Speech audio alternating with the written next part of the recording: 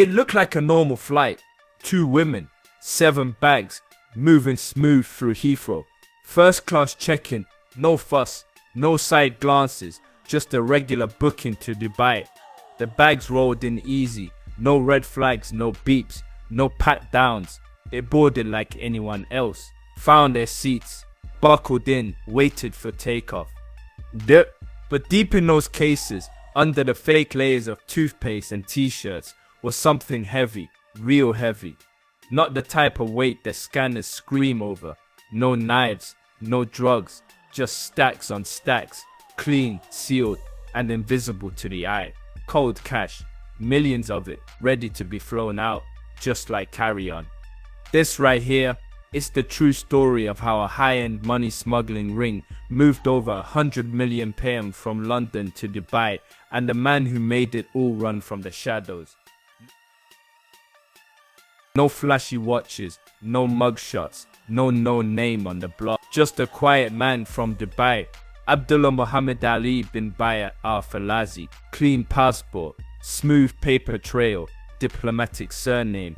But behind closed doors, he ran one of the slickest cash pipelines this country's ever seen. Quick heads up before we dive in, this ain't about glamorizing hustle or luxury flights. We're here to lay it bare, show you how ordinary faces, clean passports, and designer bags moved over 100 million dirhams out the country, and how it all fell apart. This is Ends Unshanked, raw, unfiltered, no cap. If you're locked in, hit that like button, drop your take in the comments, and make sure you subscribe for more stories that shake the streets. Let's get straight into it.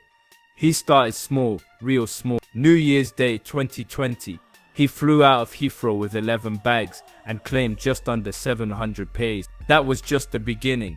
10 more flights and nearly 6 million dirhams later, he switched gears. He scaled up. Simple model. UK gangs drop the cash. He shifts it to Dubai. They get gold in return. He gets 10%. No middlemen needed. He handled the lot. Couriers, cover stories, forged docs, airport bookings, and the wash on the other side. By the time his setup was rolling full speed, over 100 million had already moved. And to keep it looking official, he created a shell. Omnibus Gold Trading. Couriers got fake company letters, stamped and signed, claiming they were licensed to carry cash. Al-Falazi booked their flights himself, collected air miles, business class seats for the extra suitcase room. Every trip planned from Dubai, but he never came close to UK soil. Stayed distant, stayed safe, until he slipped. Late 2021, he touched down in London with his family, and that's when it all started cracking. But let's rewind. He'd already done this dance 3 times, no stress. Land in Dubai, drop the bags, chill at a resort, and bounce. No questions, no flags, money in the bank. But the 4th run didn't go as planned. Tara Hanlon, a recruiter from Leeds, rolled into Heathrow's Terminal 5 with 5 big suitcases. Another woman by her side, Megan Reeves, told check-in they were off on a girls' trip. Looked legit, but those bags weighed over 60 kilograms. Inside, bundles of notes, vacuum sealed, wrapped in ground coffee to block the dogs, clothes thrown on top, air fresheners tucked in the corners. Smart, but Border Force was already watching. A sniffer dog caught scent. Hanlon got pulled. She claimed it was just her clothes. Said she didn't pack her friend's bags, just wanted a break. But when they unzipped those suitcases, £1 9 million dirhams stared back. Then they took her phone, and that's when the whole picture lit up. Text to Michelle Clark, the woman who recruited her. Step-by-step instructions. What to say, how to act, where to check in. Even proof she'd flown before. 3 trips that summer, over 3.5 million dirhams total. And just days before the 4th, she'd messaged Clark again. I need 12 more. Fit, can't talk, reliable. Her arrest didn't stop one girl. It opened the floodgates. This was bigger, much bigger. But to see how the walls really crumbled, we've got to look at the woman pulling the strings. Hanlon gave them names. One stood out. Michelle Clark. She wasn't flying anywhere. Never packed a bag. Never touched the terminal. She ran the a former Sky TV assistant from Leeds, now living it up in Dubai with her family. On paper, clean. In reality, neck deep in it. Police dug into the data. Clark was linked to nearly every major courier. She handled the bookings, sent the fake document, ran encrypted group chats to manage every detail. When to fly, what to wear, what to say, what not to say. Most of her team never saw her face. Those who did said she looked official, spoke like a diplomat, carried herself like embassy staff, and that's exactly what she claimed to be. To control everything, she set up a chat group, Sunshine and Lollipops. Innocent name, emoji filled, but behind it, one of the most lockdown money smuggling setups the UK had ever uncovered. Every new courier went through her, vetted, briefed, trained. Once inside the group, the rules were tight. No calls, no DMs, just encrypted texts, and full silence outside the chat. Everyone had to buy a burner phone, use it once, then bin it after the flight. Clark would reach out again when the next job came up. She ran every book. She even used someone else's card, Alpha Lacey's, to buy Emirates business class tickets. That got her people 4 big bags per trip. And in Dubai, handlers were waiting. Quick drop-off, resort check-in, 2 nights, then fly back. The couriers never touched the money again after landing, just passed it on, stayed silent, collected their pay. Over time, more people joined in, more names, more trips, but the rules stayed the same. Don't ask questions, don't speak, don't move different. Some followed it word for word, others got comfortable, started bringing friends, cousins, boyfriends. That's when things got messy. That's when the network started to crumble. They didn't look like your usual suspects. No records, no tracksuits, no inked up skin or mugshots in the system. These were influencers, former models, corporate types, people who blended in anywhere. That was the game. Stay invisible. Michelle Clark knew exactly who to go for. Some were her old friends. Others were brought in by word of mouth. Quick cash, fast trip, easy ride, no pills, no powder, just bags, and a clean company letter to back it up. Emma Larvin was the perfect face for it. Former model, once linked to boxer Joe Calzagate. Michelle found her in Knightsbridge, offered her £3,000 and a posh stay in Dubai. She didn't hesitate, said yes, then pulled her man in. Jonathan Johnson. Johnson was corporate, recruitment world. Thought he was careful, even texted about the bags looking mad suspicious, but still got on that plane. Helped Larvin move nearly £3 million across 2 runs. Amy Harrison came through the same door, from Surrey. Quiet life, low profile, 3 trips under her belt. Helped with the planning, not just the carrying. Always reliable, never asked questions. Then came Beatrice Orty, 26, Fulham, worked in media. She was nervous at first, but Clark smoothed her worries. Sent her legit looking papers, bookings, instructions.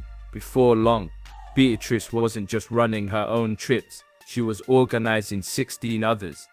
Nicola Essen played it differently, older, offline, didn't leave a digital trail, but she was heavy in it. Business class all the way. 19 bags in 3 trips, moved close to £6.5 million on her own. And there were more just like her. People who stayed in the background.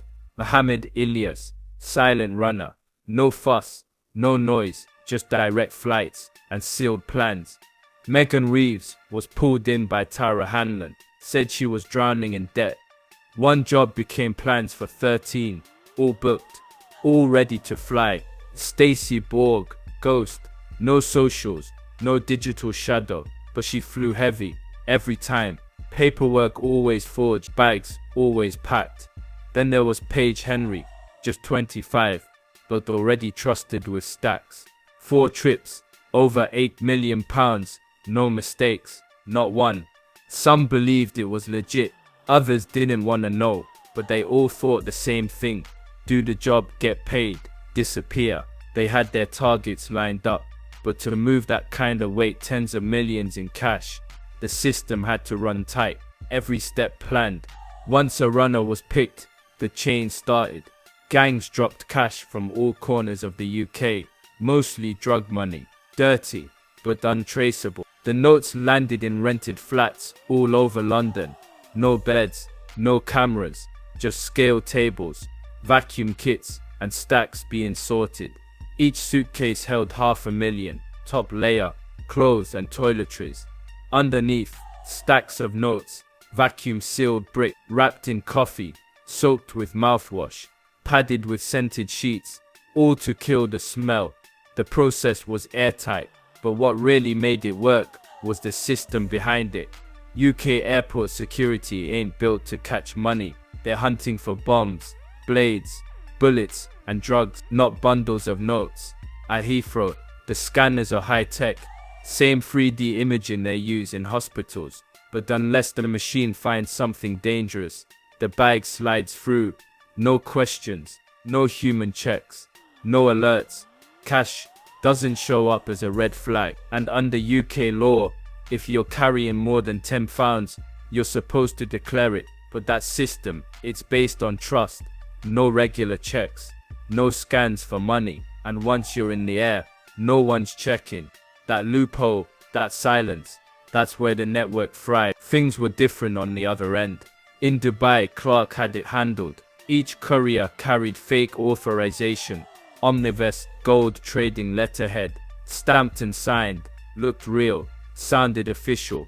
They handed it to customs. It matched the story. The bags rolled through. No drama. At the terminal, someone was always waiting. Bags dropped, hands off. Couriers checked into a resort, rested, then flew back like nothing happened. It was clean, it was quick, and for a long time, it worked. But this empire didn't crumble from one big mess. It broke because everyone eventually slipped. But it all started to fall when people started slipping. One by one, every courier made their mistake. Let's spin it back to Tara Hanlon's arrest. That was the crack in the wall. But what came next? Quiet.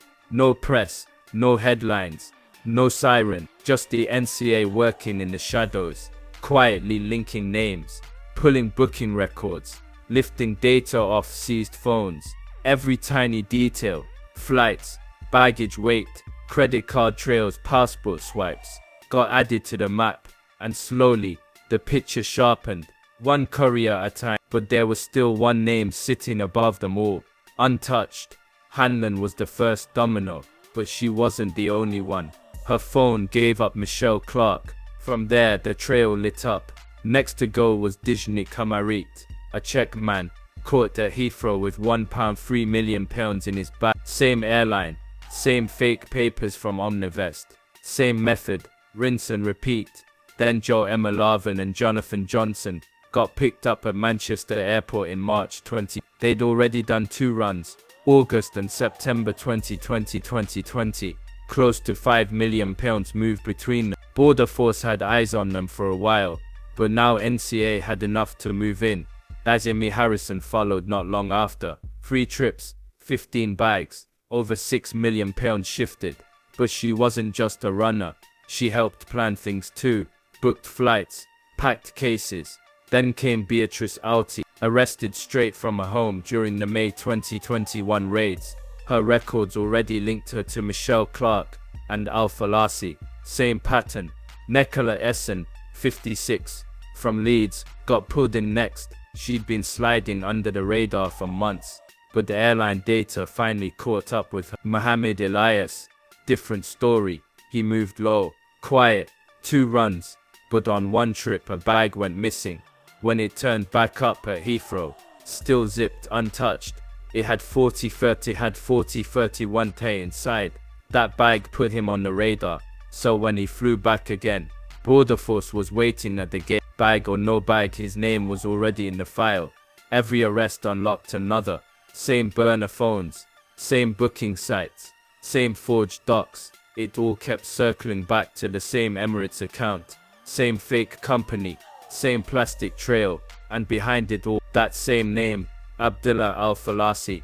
But there was a problem. He was chilling in Dubai, out of reach. Couldn't touch him. The NCA had the case tight, but no Al-Falasi on UK ground. no arrest, no trial, no nothing, until he walked right into December 2021. Out of nowhere, Al-Falasi landed in London with his wife and kids. Looked like a normal family visit, no alias, no disguise. Stayed in Belgravia at a luxury flat owned by his in-laws. To this day, no one knows why he came. Maybe he thought he was invisible, that the feds hadn't clocked him, that he was safe. But the NCA was ready. They moved in, quiet, middle of the day, took him down without noise, grabbed 3 phones on the spot, and inside those phones, everything. Gitcheria, passport photos, delivery notes, itineraries, luggage pics, all of it. Saved, shared, confirmed. The say that was the final piece. He was charged with money laundering. Summer 2022, Alworth Crown Court. That's where it ended. Abdullah Al-Falasi, the man who stayed in the shadows, the architect behind it all, finally stood in court. He pleaded guilty. £100 million laundered out the country. The judge didn't hold back. Called it a considerable network under your charge. This sentence, 9 years and 7 months. Then came the cleanup. They froze his assets, took £2.5 million worth, a G-Wagon, a Ford pickup, 3 Rolexes, all of it repossessed. All of it paid back. Tatara Hanlon, the first to fall, got 34 months. The judge said she was vulnerable, but she knew what she was doing. Kamarik got 2 years and 10 months. Emma Larvin, 24 months suspended, 2 years probation, 200 hours, unpaid work. Jonathan Johnson, 12 months suspended. Amy Harrison and Nicola Essen both got suspended sentences after pleading guilty and helping investigators. But Beatrice O'Orty, she was in deep. Her part in the game was heavier. She got 3.5 years, 42 months inside. Others are still waiting for sentencing. And Michelle Clark, the puppet master, still out there, still in Dubai, still banned from leaving the UAE, still wanted. This whole thing, it exposed the kind of system most people don't even think exists. No guns, no drugs, no drama, just slick paperwork, quiet airports, and suitcases packed with more money than most people will ever see in their lifetime. And it worked, until it didn't. So what do you think? The monies, the system, the way they all got caught. Did the courts go hard enough? Let us know in the comments. Drop your thoughts. And if you're into real stories like this, the ones no one talks about until it's too late, hit that subscribe button, tap the bell, and stay locked in. There's always another case just around the corner.